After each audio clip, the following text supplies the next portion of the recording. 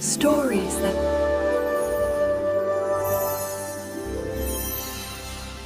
शिवपुर गांव की सुबह बहुत सुंदर हुआ करती थीं। खेतों में ओस की बूंदें चमकती, पक्षियों की चहचहाहट सुनाई देती और हल चलाते बैलों की घंटियां दूर दूर तक गूंजती। लेकिन इस शांति और सादगी भरे गांव में दो ऐसे भाई रहते थे जिनकी सोच बिल्कुल अलग थी। बड़ा भाई राघव, गांव का सबसे अमीर आदमी। उसके पास पक्की हवेली, कई खेत, ढेर सारा अनाज और सोने चांदी का खजाना था। लेकिन उसका दिल सोने जैसा बिल्कुल भी नहीं था। वो घमंडी, लालची और निर्दयी था।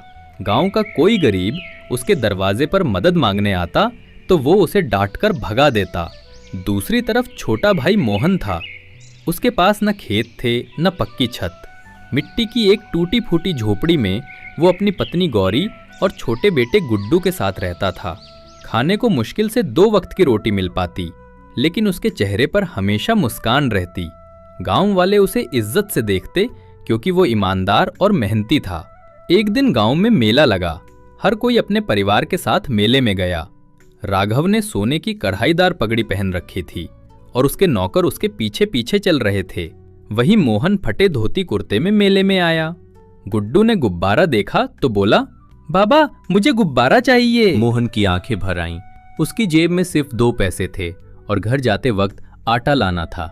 उसने गुड्डू को बहलाकर कहा, बेटा गुब्बारा तो फूट जाता है, चलो तुम्हें मेले से कहानी सुनाऊंगा। उसी वक्त राघव अपने बेटे को सोने का घोड़ा खरीदता देख हंस रहा था। वो मोहन की तरफ देखकर ताना मारता बोला, भाई तेरे पास कुछ नहीं है, फिर भी तू मुस्कुराता है। ये गरीबी भी कोई जिंदगी है। मोहन ने धीरे से उत्तर दिया, भैया पेट भर जाए, दिल साफ हो और परिवार साथ हो, यही असली दौलत है। राघव जोर से हंस पड़ा। ये सब बेवकूफी की बातें हैं। असली दौलत तो सोना चांदी है, जिससे इंसान हर सुख खरीद सकता है। गांव वाले दोनों भाइयों की बातें सुनते और सिर हिलाते। सब जानते थे कि राघव का दिल पत्थर है, जबकि मोहन दिल से नेक है। एक रात मोहन खेतों से होकर गांव लौट रहा था। अचानक उसने देखा रास्ते में एक बुजुर्ग साधु बैठे हैं। उन्होंने फटी पुरानी धोती पहन रखी थी और हाथ में एक लकड़ी की लाठी। मोहन ने तुरंत उनके पास जाकर कहा, बाबा अंधेरा हो रहा है, आप थके लग रहे हैं, मेरे साथ मेरे घर चलिए, थोड़ा भोजन कर लीजिए। साधु मुस्कुराए और बोले, बेटा तू गरीब है, फिर भी मुझे भोजन कराने की सोच रहा है। मोहन ने हंसते हुए उत्तर दिया, गरीबी तो सिर्फ जेब में है बाबा, दिल में नहीं। अगर 2 रोटियां हैं तो एक मेहमान के साथ बांटकर खाने में ही खुशी है। मोहन साधु को अपने झोपड़े में ले आया। गौरी ने सूखी रोटियों के साथ प्याज और नमक परोसा। तीनों ने बैठकर भोजन किया। गुड्डू ने भी साधु के पैर दबाए। भोजन के बाद साधु बोले, बेटा तूने मुझे सम्मान और सच्चा दिल दिखाया है, मैं तुझे एक वरदान देता हूँ। उन्होंने अपनी झोली से 2 घड़े निकाले, बिल्कुल एक जैसे लेकिन चमकते हुए। ये घड़े जुड़वा हैं, इनका रहस्य मत बताना। पहला घड़ा जब तू खोलोगा तो उसमें से सोना चांदी और अनाज निकलेगा। दूसरा घड़ा तेरे सुख सपनों को बढ़ाएगा, लेकिन याद रख लालच मत करना। मोहन ने आश्चर्य से घड़े लिए और साधु को प्रणाम किया। अगली सुबह मोहन ने पहला घड़ा खोला।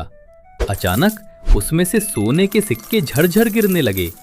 गौरी और गुड्डू दंग रह गए। हे भगवान, ये तो चमत्कार है। गौरी बोली। मोहन ने सोने का कुछ हिस्सा लिया और गांव की दुकान से आटा, चावल, कपड़े और गुड्डू के लिए नई किताबें खरीदी।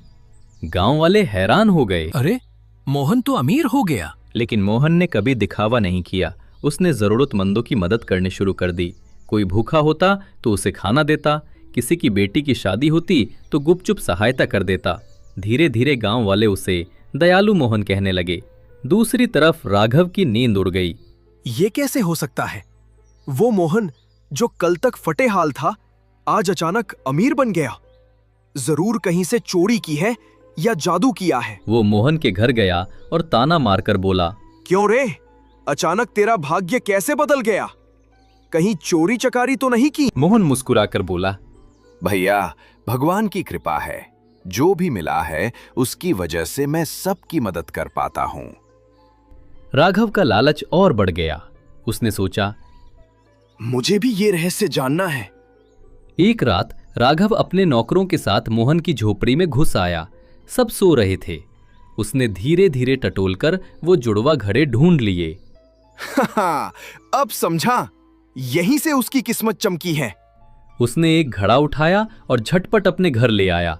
वहां पहुंचकर उसने सोचा, चलो देखते हैं इसमें से कितना सोना निकलता है।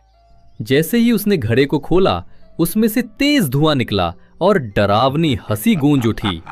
अचानक घड़े से सांप, बिच्छू और जहरीले कीड़े निकलकर राघव पर टूट पड़े। वो चीखने लगा।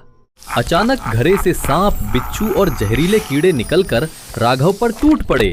वो चीखने लगा, बचाओ, कोई तो बचाओ। लेकिन जितना वो चिल्लाता उतने ही कीड़े निकलते जाते। पूरी हवेली में हड़कंप मच गया। हवेली में अंधेरा और धुआं फैल गया था। घड़े से निकले सांप और बिच्छू राघव के चारों ओर घूम रहे थे। वो डर के मारे पसीने पसीने हो गया। नौकर चाकर भाग गए। कोई पास आने की हिम्मत नहीं कर रहा था। राघव चीख रहा था, हे भगवान, ये क्या हो गया? मैंने तो सोचा था सोना मिलेगा, पर ये तो विनाश निकल आया। रात भर राघव ने घड़े को बंद करने की कोशिश की, पर हर बार घड़ा खुलते ही डरावनी आवाजें आती और जहरीले जीव निकलते रहते। उसकी नींद उड़ गई, खाना पीना छूट गया।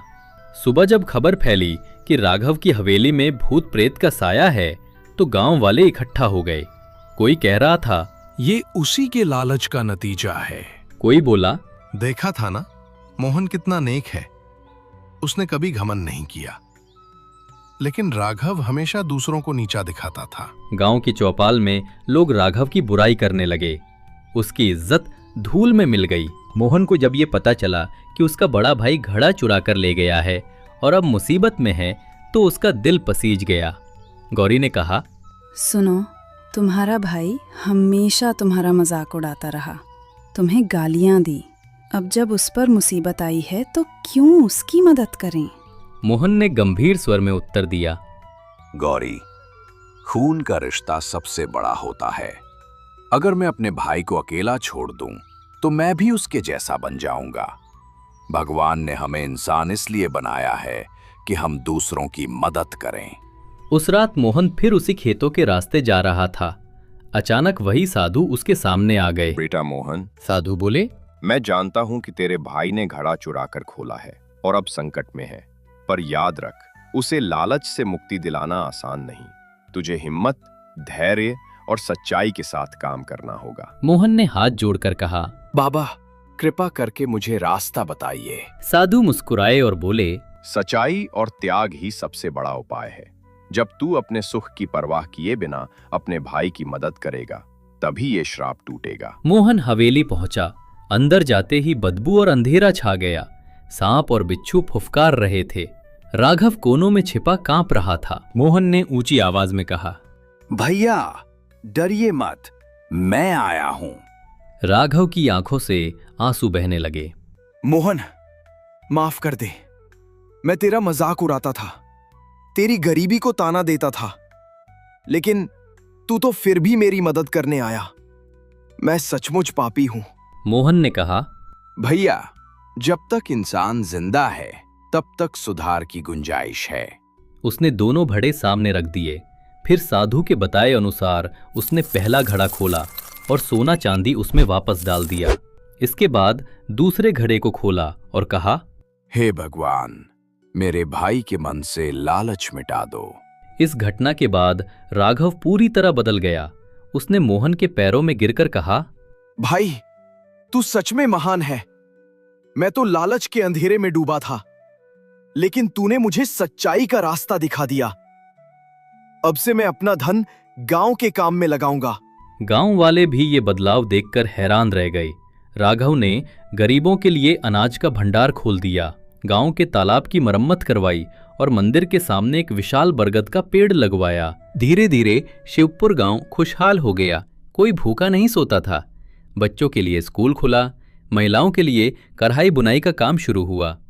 मोहन और राघव दोनों भाई मिलकर गांव की भलाई करने लगे। लोग दूर दूर से उनकी मिसाल देने लगे।